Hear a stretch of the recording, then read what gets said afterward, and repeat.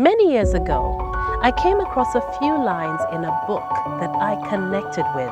They were, "It's easy to judge, but you never know another person's heart, what gives them strength and what breaks them down." I have learned to listen more and speak less. The result has been eye-opening conversations and inspirational moments that I have shared with you right here.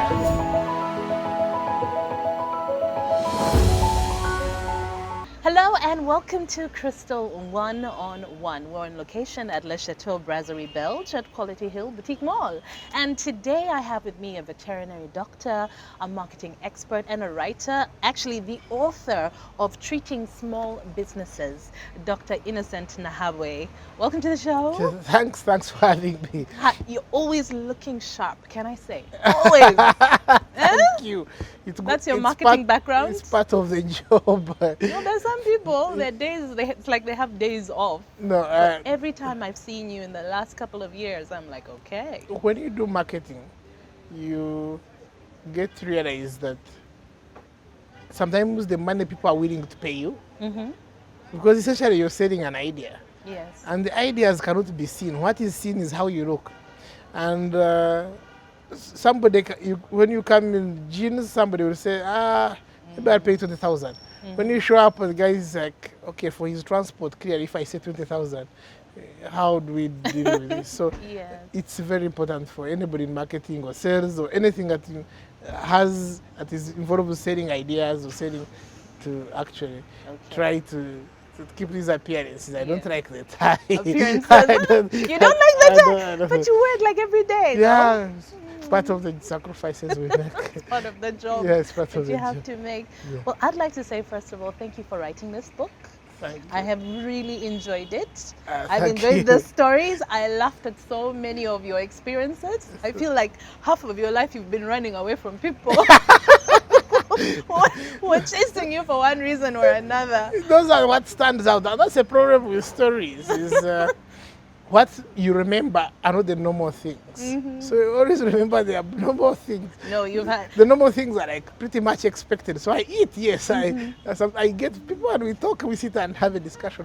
But those are not outstanding, so you can't exactly remember them. So you never get to get them into the book, yes. And that's how it tends to appear. And the sense I also got was that this is just a tiny percentage of some of the things you've been through, because it was a very interesting read. Thank Very you. interesting Thank read. you. Maybe you can just tell us about growing up, because one of the things you first made very clear was that you came from a large family, and even though your parents were not particularly wealthy, they did their best to give you the best education that you could have. Yes. How many were you? How many siblings? As of the last count, 17.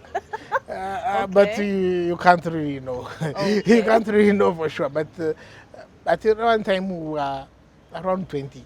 Around 20. Around 20 kids. All living together. Because yes, you would have your own siblings, and then you have, being a teacher, you know, people would bring some kids so they get extra teaching from home.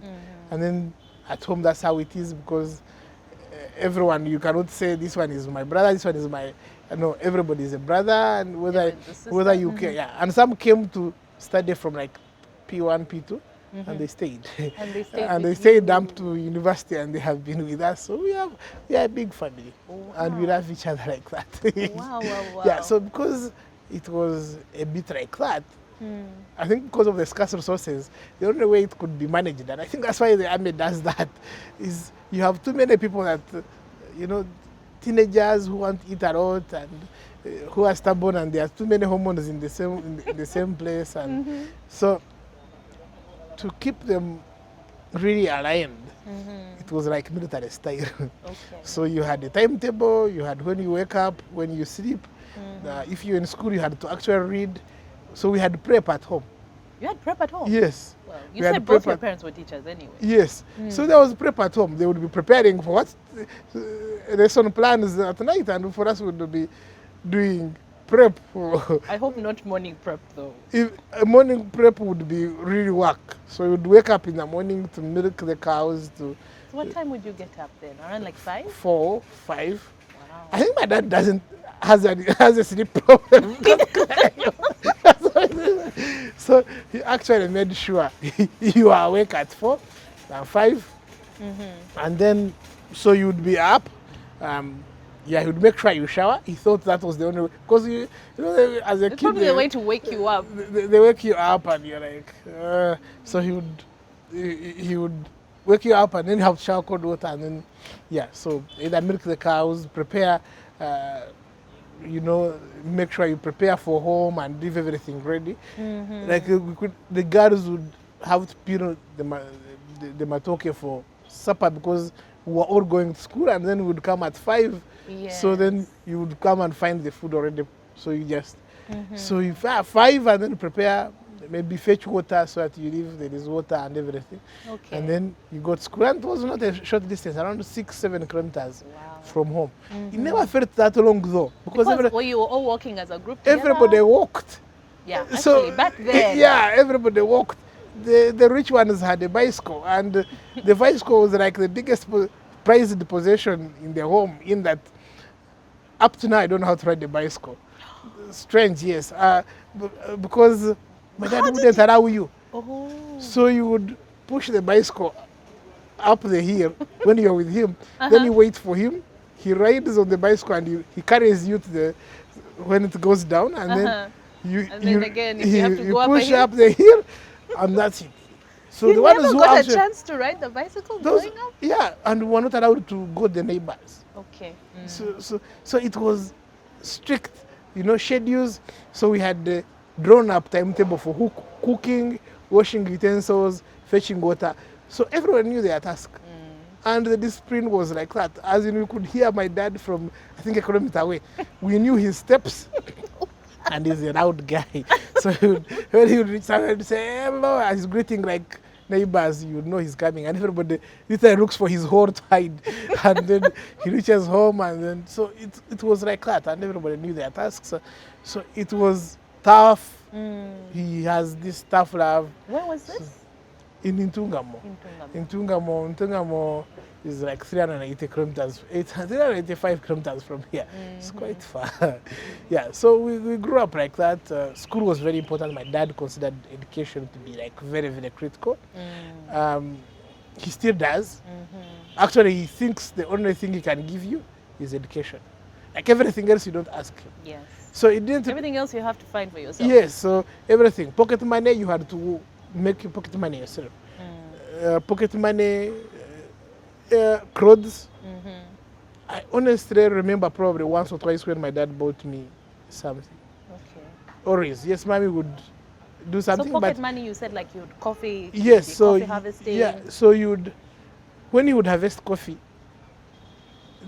somehow as you harvest coffee, some of the coffee beans spill off the tarpaulin that you used to collect the coffee.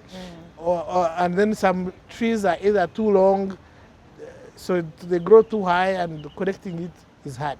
So those he would leave for us. And so he would collect his coffee, and so in the morning he would collect his coffee. Yes. In the evening you're free to go back and now collect the coffee from your designated areas. Okay. So everyone had to collect their coffee. So those who collected more got paid more, and would sell it to him. So we don't sell to somebody else, to him at his price. That's pretty cool though that he paid you. Yeah. Because the other parents would be like, At his price. which wasn't there. Yeah. Then mommy, every time that she had a garden, we would dig the garden during the morning, and the evening you would go back and also do your small garden. So if you had maize, then she had maize, then you also had a small garden on the maize on the side, which you're free to eat the way you can, but also sell. Once they are ready to sell, you also sell to her. So that's how you were able to. So everybody had to make their pocket money that way. So you had to work for. So if you didn't have, it was really it was your fault. Really. It was really your fault, and there are no complaints. Yes, there would be complaints, but yeah, you would complain and you'd be like, I mean, how do you complain when you really, everything was open, same terms, you just didn't what come through with yours. So all of us went to the seminary, the boys went to the seminary, the guys went to some Catholic schools. Yeah, and so once we grew up to the level where we go to the seminary, then you actually went to the seminary. Okay. And that would be like the first time you get exposed to electricity, the first time you get exposed. There was no TV in our village. Yes, yes. I think the biggest must for UBC was that in Mwizi, and there were hills after Mwizi in Itojo, which broke the signal. So even UBC was not. So when you talk to the Inspector Derek, I'm like, oh, wow, who is that? Yeah, so there was no TV, so we had to make our own game time. Yeah, you have to entertain yourself. Yeah, so you had to make boards from banana fibers, rickety, I can't call them bicycles, but yeah, from pieces of wood. There was some softwood, so you would use the wood to make two wheels, and then out of wood. And then you push that. Not push, you No, ride you said it. the right, okay, bicycle. And then gogoro, you get a banana, you know the banana stem? It's really smooth, so when you go to the well, you make sure that you arrange a good thing that allows you to slide from uphill, so you ride it. There are no brakes there. So the brakes are you Trying to find out stop. Yeah, and so with that, the backs of our trousers often had two holes, like speakers. So the trouser would actually go. So it was really interesting, but you know the holes really never really mattered because everyone had them. Everyone had them. So it was not like strange that you would walk around with holes. And of course, there was no underwear. Underwear, you really would come like maybe P4, fresh P5. air floating in there. Yeah, and so P4, P5, and because you had to have it for PE, so we'd keep them for PE, like the days when you have PEs, when you get your underwear on, because you really don't want to get it orange.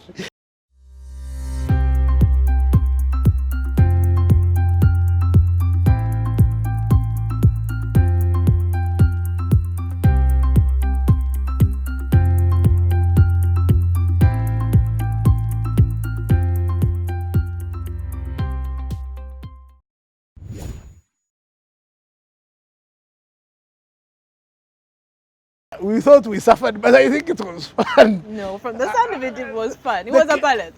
I mean, the kids now in Kampala, what do they know? That we ate pizza on Sunday? I mean, what's that story? There's no fun in it. All you had is trees, I didn't, I don't know. Yeah, because you say you go swimming. I mean, yeah, for us we swam in mud. So there would be a stream, then you broke the stream, and the stream, so you go and create a dam. So you create your own swimming pool? Yes, you create your own swimming pool and swim, and once the adults come, you open the thing and the swimming pool goes. So one of you would have to escape from the garden and go and create the swimming pool. So by the time you come later, the swimming pool is ready and is warm because the sunshine would actually warm the swimming pool. So things were natural, and we were having a lot of fun doing it. Yeah. I know, it sounded like a lot of fun. Yeah. You talk a lot about your mom. It seems like you were very close with your mom and you spent quite a bit of time with her. You'd go on errands with her. Yeah. I used to say a lot of, I was the kind, if I found you doing something, I would say it. Oh, okay. So my siblings would not find fun in that. I mean, when you were naughty, you know, we'd go home and tell my mom about it. So then they were not like very, if they are going to do naughty things, they would probably leave me out. So then I ended up, you know, being close to my mom, and then I knew how to peel matoke, like do things which women would be able to do. I knew how to grind millet.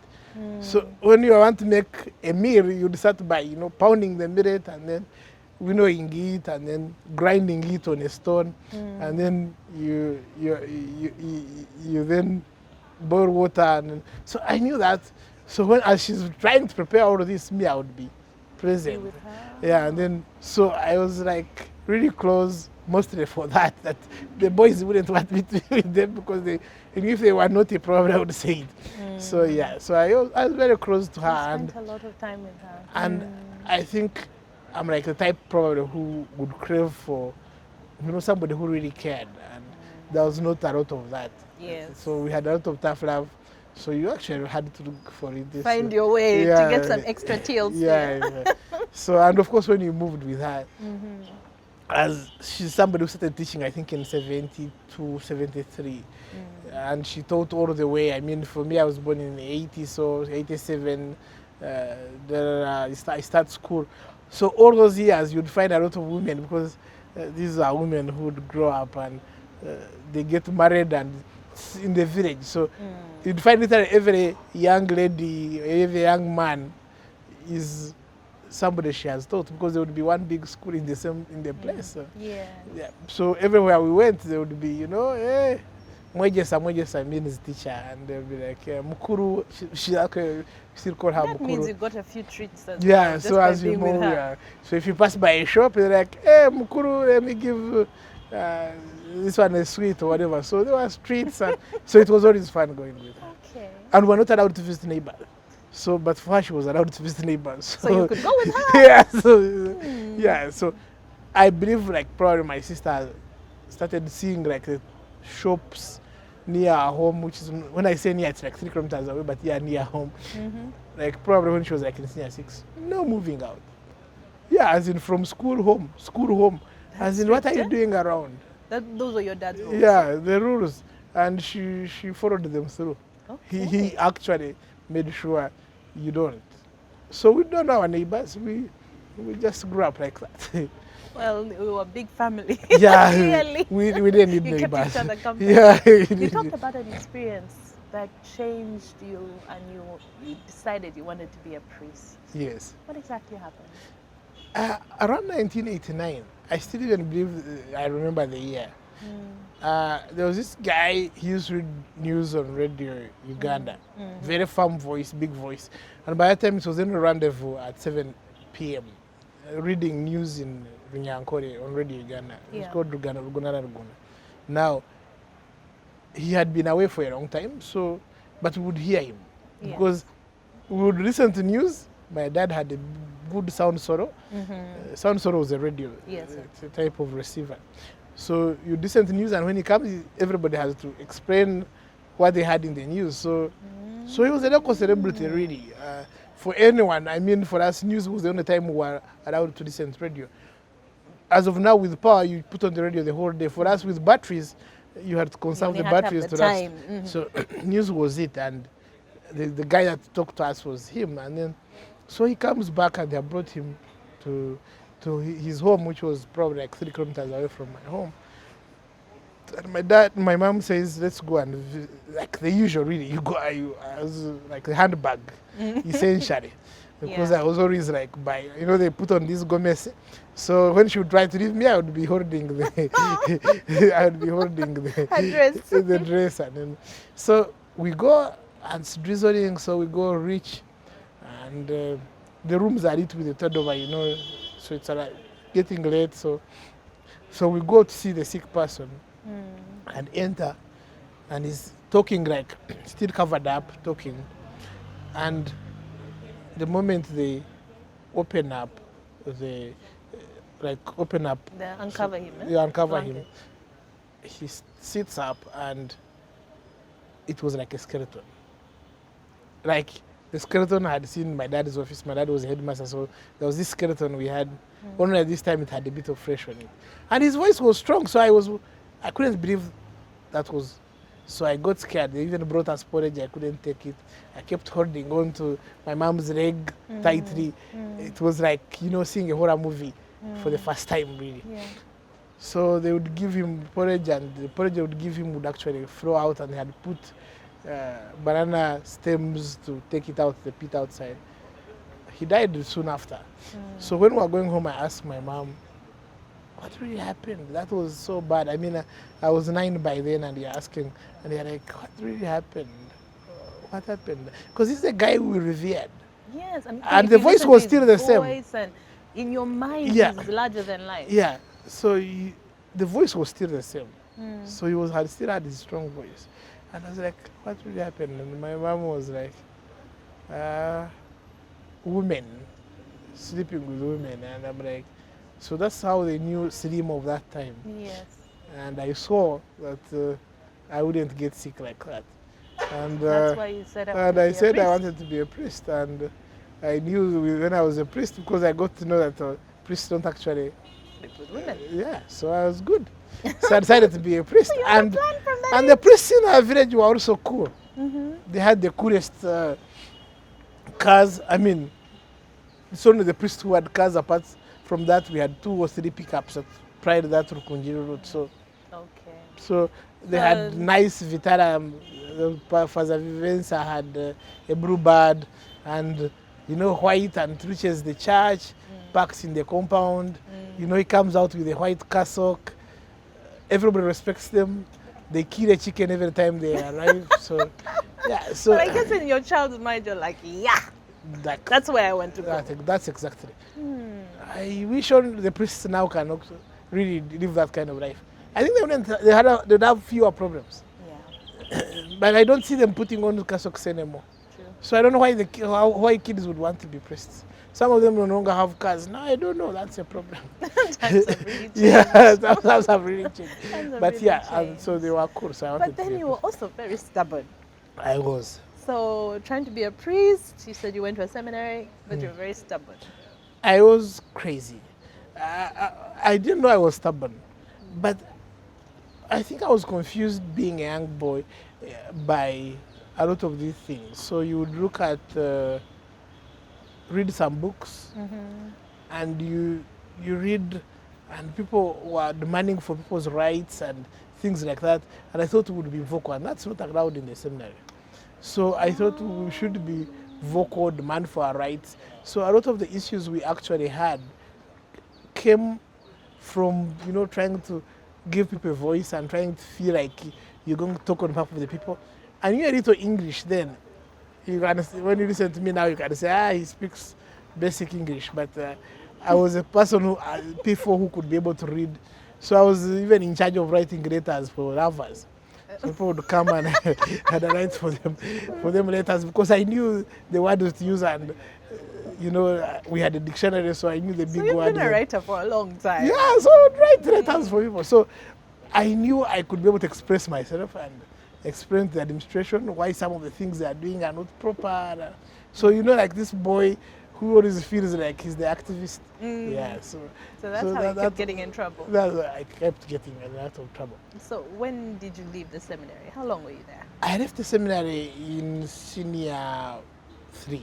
Okay. I went through the lower primary, the upper primary, which is preparatory seminary, St. Mkasa Preparatory Seminary, Mshang, and then I crossed to Chitabi Seminary. Still same, strict deadline. I didn't understand why we had to pray every day. So that was one of my biggest issues. And I also did not understand how we had to repeat some prayers. Like the rosary, you repeat Hail Mary 50 times. And you're like, when I say it once, doesn't God actually listen? So those were some of the, I would want to question some of the things we do. Like, why do we have to wake up and pray every single day? I would ask my friends, we told God yesterday, and he knows these things. So why do we have to keep telling him the same things every day? He doesn't actually get. So it was really being naughty, but I believe I needed some. To them, it was being beheaded. I think somebody needed to guide me, and because clearly my issues were with the liturgy and then that was the beginning of churches coming through, the other churches. And I was like, why can't we also be as fun as these guys are? And so it was really not. But now when they let you go, I'm going to say let you go, because you did well, but they decided not to promote you. Yeah, so no, they actually promoted me, but told me to try it elsewhere. So in senior 3, we had done a lot of trouble. Actually, they allowed me a lot of time to probably maybe change. I didn't know whether it was for that or they didn't know what to do with me. Okay. But senior 3, around Easter there, they started serving us with World Food Program food. I think around that time there was famine. Okay. So all schools were getting some supplies from World Food Program. And their portion for World Food Program, I don't know if it's intentional so that people don't sell it, I don't know. But it's brown and has a heavy smell. And then they would give us some meat, also tinned meat. I think fish. So I told my guys, why would we be getting World Food Program food, yet we actually pay school fees? what I didn't know is that the school fees we actually paid in the seminary was like the lowest. Because by the time I left, I think we were paying around 100,000. Other schools were paying 300, 400,000. We're still paying like very, very low school fees, but I never really got it. I mean, I was a kid. So I was like, if we pay school fees and just have food, why am I really being Eating forced this bad food? this bad food? So we organized with guys and said, let's not eat the food. But kids, I mean, they're hungry. So they would say, yeah, then after 15 minutes, you see one going, 2 minutes, everybody goes. So it happened like for 2-3 days. Afterwards, we decided and said, okay, now we're not going to allow this.